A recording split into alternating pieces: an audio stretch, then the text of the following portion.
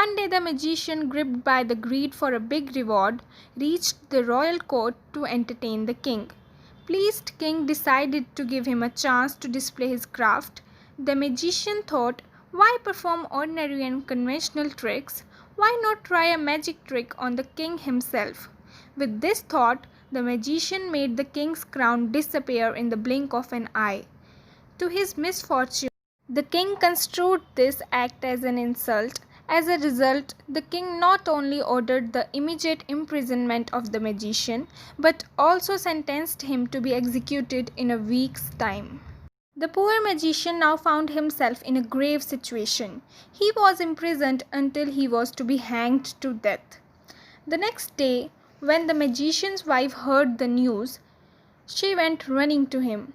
To her utter shock, the magician showed no sign of grief. Grieving and crying, she sought to understand the reason behind his indifference. The magician said, 6 full days still remain for my execution, and a lot can happen during this time. Why should I spoil my today by unnecessarily thinking about tomorrow? His wife could not comprehend the meaning behind his words. She thought her husband had probably gone insane in the face of certain death. Well, the time of her visit was over, and still weeping, she left for home. The same routine continued for the next 5 days. Finally, the day of the magician's execution arrived, and before the execution, the king personally came to meet him. Seeing the king arrive, the magician hatched a plan in his mind. He immediately began to cry, which gratified the king and assuaged his pride. He said to the magician, you had the confidence to make my crown vanish. Then why is it that now, seeing the inevitability of your death, you have lost your wit? The magician said, O my king, this is not the case. I am not afraid of death, but I am grieving over its timing. Actually, for the last 2 years, I have been trying to teach my horse how to fly, and in a year or so, I would have definitely done so. But now, I am upset because unfortunately, I do not have that 1 year at hand. Listening to these words of the magician, greed crept into the king's mind. In a commanding tone, he asked the magician, and what if I give you that 1 year? Calmly the magician said, then I will give that flying horse to you. The king said, then it is decided. You are a free man now. But remember, only for a year. If you are unable to give me the flying horse within a year, the death sentence is certain. The magician was set free with immediate effect.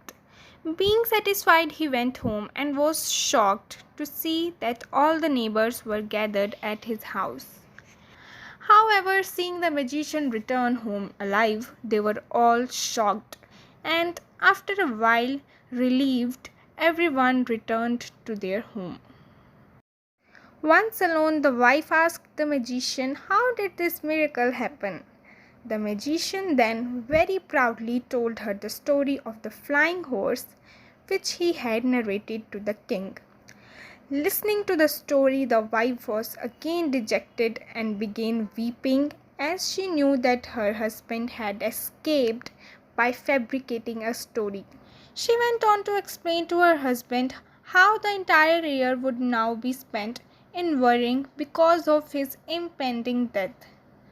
The magician gently stroked her head and said, dear, 1 year is a long period of time. Such a long spell holds 1,000 different possibilities, and the numerous things could occur during this time.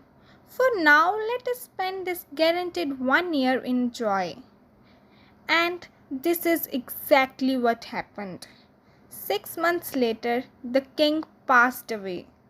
Another 3 months later, the horse was no more. Now, on what grounds could he be sentenced to death? This is the beauty of future.